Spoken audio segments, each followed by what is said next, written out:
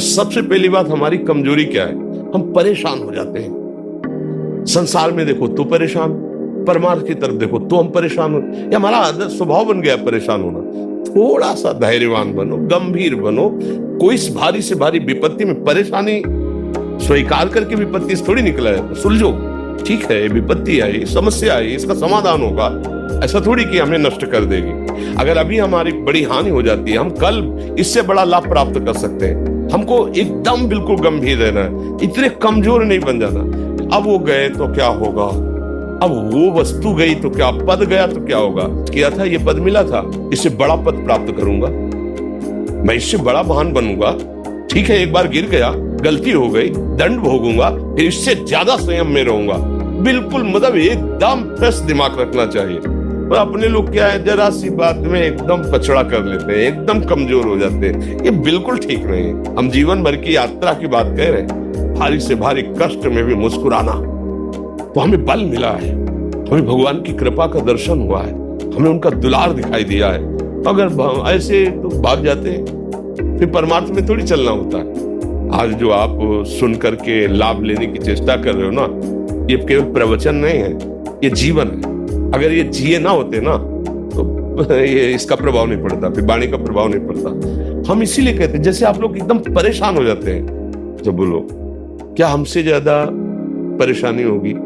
दोनों किडनी खराब, दवाई लाने के लिए पैसे नहीं, पानी रखा है हम उठ के पी नहीं सकते, भीषण शरीर में कष्ट, भीषण बुखार, क्योंकि किडनी फेल, जरा में बुखार, खाने को क्या, रोटी मांग के लाओ। अगर वहां सब्जी मिलती तो लाल मिर्च ऐसी पड़ के मिलती थी कि पा नहीं सकते थे। आप सोचो, पानी लाना है तो मुझे लाना है, पीना है तो मुझे पीना है। अगर मैं हारता तो कहां पहुंच जाता, क्या स्थिति होती? नहीं, मरना है, पर कदम पीछे। कोई दिन ऐसा नहीं जिस दिन सेवा ना की हो, जिस दिन सेवा ना गए हो। गुरु जी की सेवा में जाना है, पहले अपने को स्वस्थ साबित करना है, नहीं सेवा नहीं लेंगे। तुम बीमार हो, तुम कष्ट में, वैसे उनकी दृष्टि बड़े शांत है। सेवा की, आके लेट गए, फिर हिम्मत की, अपनी श्री जी की सेवा की। मधुकरी नहीं गए, 3-3, 4-4 दिन भोजन नहीं गए, पर सेवा नहीं छोड़ा, दिनचर्या नहीं छोड़ी। और उसका प्रधान कारण संयम, ब्रह्मचर्य, भगवत आश्रय, नाम जप, कभी हारने नहीं दिया। अभी भी थोड़ी देर बाद डायलिसिस होगा, हारने, आपको हारे हुए नजर आ रहे हैं तो शरीर में पीड़ा है, किडनी फेल है, ऐसा थोड़ा स्वस्थ बैठे, पीड़ा है, बार बार प्यास लगती है, थोड़ा थोड़ा पानी मिलता है, हर, लेकिन हम आनंदित हैं, हम प्रसन्न हैं, हम लड़ाई में हारे नहीं हैं, ना हारेंगे, हम जीत चुके हैं, हम अपने मालिक के भरोसे में अपना सब बात। तो वो, ये हम अपनी बड़ाई नहीं बता रहे, हम आपको बता रहे समस्या।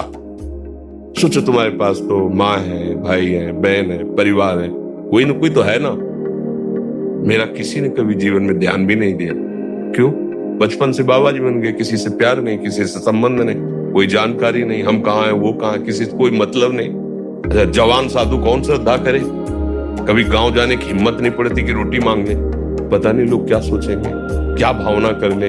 हम दरवाजे पे खड़े हैं, क्या कैसी भाव, तो जो हमारे सामने आकाश वृत्ति से आया यौवन अवस्था में, वही पाया, अन्यथा भूखे रह गए। जब हम हर समय अपने को विवेक के द्वारा सावधान रखे तो हम कभी निराश नहीं हुए, कभी उदास नहीं हुए, कभी ऐसा नहीं लगा कि यार हम दुखी, कभी नहीं लगा। उसी का फल है कि उस सुख का संकेत मिल गया जहां दुख की निशानी भी नहीं, वही उसी के बच्चे हो। हम सब उसी धातु से बने हुए हैं। हम इतना क्यों परेशान हो जाते हैं? हम ये देखते हैं, अपने लोग थोड़ी बात बिगड़ गई परेशान, नहीं बिगड़ी तो बिगड़ जाने की संभावना में परेशान है। आज सुख है, लेकिन कल सुख छिन जाएगा तो हम आज के सुख में सुखी ना होकर कल के दुख की आने की संभावना में भयभीत हो। तब क्या हमारी सोच रह गई? हमको इतना बलवान बनना है कि सुख और दुख दोनों हमको छू न सके। भारी से भारी सुख की व्यवस्था है तो अहंकार नहीं, हर्षित होकर किसी का अपमान न करे कि हम धनी, हम पदाधिकारी, अमुक। भारी से भारी दुख आया तो हमें किसी के सहयोग की जरूरत नहीं, हम फिर अपने कदम बढ़ाएंगे, हम फिर जुड़ी हुई अपनी भावनाओं को सजाएंगे। मस्त जीवन, एकदम तुम अविनाशी के बच्चे हो। शेर का बच्चा भेड़ों के बीच में फंसकर म्यों म्यों बोल रहा है, बस अगर दहाड़ना सीख जाए तो कोई भी उसे परास्त नहीं कर सकता। ऐसे भगवद अंश, तू प्रपंच में फंसकर अपने को इतना दीन क्यों देख रहा है? तू ऐसा है, कि भगवान के दिव्यास्त्र में भी ताकत नहीं तेरे को मार सके। तू अविनाशी का अविनाशी बच्चा है। विनाशी भोगों को, विनाशी शरीर को मैं मान के इतना भयभीत, इतना दुख, ठीक नहीं। ये सबके लिए, केवल एक के लिए आप समझो। आप लोग सोचते हैं हम गृहस्थ होकर भला ऐसी स्थिति कैसे? जनक जी सुखदेव जी के गुरु हैं और राजा हैं, महल है, रानियां हैं, नौकर है, चाकर।